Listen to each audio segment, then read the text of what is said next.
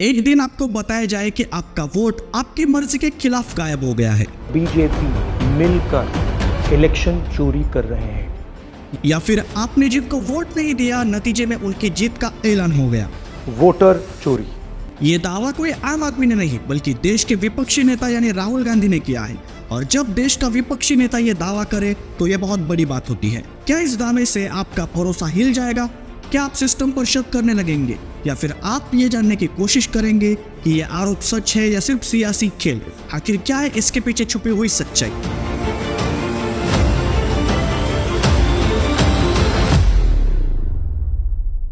हमें अक्सर देश की विपक्षी पार्टी से सुनने को मिलता है कि देश का लोकतंत्र खतरे में है। ये कहानी है सही दावों और हकीकत की, आरोप और सबूत की टकराहट की, और सबसे अहम उस मकसद की जो इन बयानों के पीछे छुपा हुआ है। अगर आप चैनल पर पहली बार आए हैं तो प्लीज चैनल को सब्सक्राइब जरूर कीजिए। 2024 का चुनाव खत्म होते ही राहुल गांधी ने कहा कि ये चुनाव अब तक का सबसे बड़ा फ्रॉड है। सीसीटीवी फुटेज छुपाया गया, लाखों फर्जी वोटर जोड़ दिए गए, वोटिंग लिस्ट में हेराफेरी हुई, ये उनके आरोप थे। पहले तो ईवीएम पर भी आरोप किए गए थे, लेकिन जैसे ही इलेक्शन कमीशन ने कहा ठीक है आपके पास जो भी सबूत है उन्हें लिखित में दीजिए, representation of the people act की धारा 80 के तहत इलेक्शन पिटीशन दाखिल कीजिए, तब अचानक से सन्नाटा छा गया। ये धारा साफ कहती है अगर किसी को इलेक्शन रिजल्ट पर आपत्ति है तो वो कोर्ट में केस कर सकता है, लेकिन यहाँ एक भी पिटीशन फाइल नहीं हुई। मतलब बयान जोरदार थे लेकिन उन्हें कानून के कटघरे में ले जाने की हिम्मत बिल्कुल नहीं थी। क्यों? क्योंकि कोर्ट में दावे नहीं सबूत चलते हैं और वह सबूत गायब था। एक और दावा किया गया कि महाराष्ट्र में अचानक लाखों नए वोटर जुड़ गए, ये सस्पिशियस है। लेकिन चलिए रिकॉर्ड्स देखते हैं। 2004 वोटर बढ़े 4.7%, तब यूपीए जीता।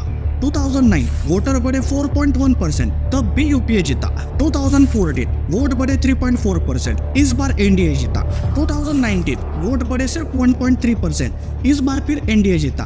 2024 वोट बढ़े 4.4%, जो 2004 से बहुत कम है, फिर भी सामान्य है। यानी ये पैटर्न नया नहीं है, यह प्रक्रिया हर चुनाव के बीच होती है। जैसे नए 18 साल के युवाओं के नाम जोड़ना, डुप्लीकेट और मृतकों के नाम हटना।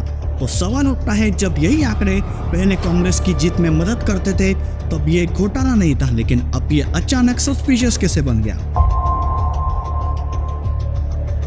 एक और दावा ऐसा था कि सीसीटीवी फुटेज क्यों नहीं दिया गया। हकीकत यह है कि कानून साफ कहता है सीसीटीवी फुटेज 45 दिन तक स्टोर होगा। अगर किसी को देखना है तो 45 दिनों में लिखित अर्जी देनी होगी। इस प्रक्रिया का मकसद है मतदाताओं की प्राइवेसी बचाना, विशेषकर नक्सल इलाकों और कश्मीर जैसे संवेदनशील क्षेत्रों में। और ये कानून नया नहीं है, 1951 से लागू है, यानी ये खुद कांग्रेस शासन में बना था। लेकिन यहाँ ना तो कोई कांग्रेस प्रत्याशी अर्जी लेकर आया, न कोर्ट में मांग होती, तो फिर कैमरे के सामने यह ब्लैकआउट की कहानी क्यों सुनाई गई?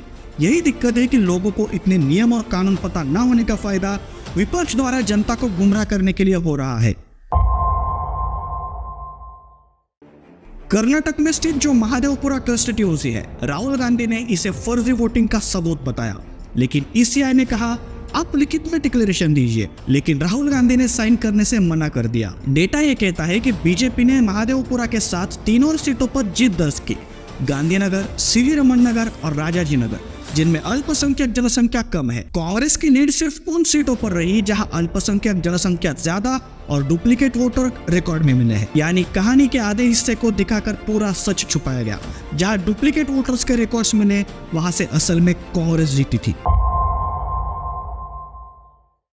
महाराष्ट्र में स्थित धुले लोकसभा क्षेत्र, जिसमें बीजेपी ने 5 विधानसभा के अंदर जो क्षेत्र आते हैं उनमें 1,90,000 वोट से बढ़त ली, लेकिन कांग्रेस की बढ़त सिर्फ एक क्षेत्र में थी, मालेगांव सेंट्रल, और वो वही क्षेत्र है जहां मुस्लिम जनसंख्या 92% है, लेकिन वोटर टर्नआउट 43.51% उछला। जब जांच हुई तब पता चला कि 9,500 वोटर्स के घर नंबर ही नहीं थे और उन्हीं इलाकों में डुप्लीकेट वोटर्स की लिस्ट लंबी है। और क्या आपको पता है कि इस लोकसभा में जीत का अंतर कितना था? सिर्फ 3,831 वोट। यानी जिस जनादेश को राहुल गांधी वैध मान रहे हैं वो उन्हीं क्षेत्रों की जगह से आया जहां लिस्ट में सबसे ज्यादा गड़बड़ी थी। केरल एक ऐसा राज्य जहां 6,25,000 फर्जी वोटर थे। 2,76,793 लोगों ने एक से ज्यादा बार वोट डाला। 2,77,073 लोगों के पास एक से ज्यादा वोटर आईडी थी। बिहार एसआई प्रक्रिया में अब तक 65.2 लाख फर्जी वोटर हटाए गए, 22 लाख मृतक, 35 लाख बाहर जा चुके और 7 लाख डुप्लीकेट। ये वही एसआईआर प्रक्रिया है जिसे राहुल गांधी रोकना चाहते हैं। तो सवाल ये है कि जब सफाई हो रही है तो उसे रोकने की मांग क्यों उठ रही है? ये आरोप सिर्फ एक चुनाव आयोग पर नहीं, ये एक पैटर्न का हिस्सा है जिसे दुनिया कलर रिवॉल्यूशन कहती है। अगर आप ध्यान से इस पैटर्न को देखोगे तो आपको पता चलेगा यह पैटर्न इस तरह काम करता है। पहले चुनाव आयोग पर संदेह डालो, फिर नतीजों को मानने से मना कर दो, उसके बाद सड़कों पर आंदोलन पर अंतर्राष्ट्रीय दबाव लाओ और आखिर में सत्ता बदल डालो। ये डीप स्टेट की स्ट्रेटेजी है जो हमने पहले भी देखी है। बांग्लादेश में 2024 में यही हुआ। शेख हसीना को इस्तीफा देना पड़ा, फॉरेन बैक इंटरनल गवर्नमेंट आई और हिंसा में हिंदू अल्पसंख्यकों पर हमला भी हुआ। पाकिस्तान में भी अमेरिका के खिलाफ बोलने की वजह से ऐसे ही इमरान खान को हमेशा के लिए बर्बाद किया गया और वो अब भी जेल में बंद है। भारत में भी बिल्कुल यही स्क्रिप्ट आजमाई जा रही है, लेकिन डेटा और सबूतों ने इसे रोक दिया। भारत के लोग इतने समझदार हैं कि उन्हें सच पता है। लेकिन सबसे बड़ा सवाल, राहुल गांधी जी क्या इस कॉन्स्पिरेसी का पार्ट है? अगर हम पूरे मैटर पर नजर डालें तो नतीजा साफ है। स्टेज पर वोट चोरी की आवाज गूंजी, लेकिन कोर्ट और कानून में ये दावे टिक नहीं पाए। लोकतंत्र भरोसे पर चलता है और इस भरोसे को तोड़ना आसान है, जोड़ना मुश्किल। इसलिए नेता मंच से जो कहे उसका असर सिर्फ वोटों पर नहीं, पूरे देश के आत्मविश्वास पर भी पड़ता है, क्योंकि झूठ सिर्फ चुनाव नहीं हराता बल्कि देश का भरोसा भी हराता है। आपको क्या लगता है, क्या ये डीप स्टेट द्वारा भारत की सरकार को अस्थिर करने के लिए कोई स्ट्रेटेजी है या फिर राहुल गांधी अपने फायदे के लिए लोगों को गुमराह कर रहे हैं? कमेंट्स में जरूर बताइए। मैं शशांक मिलता हूँ आपको अगली बार एक और नई वीडियो में। जय हिंद।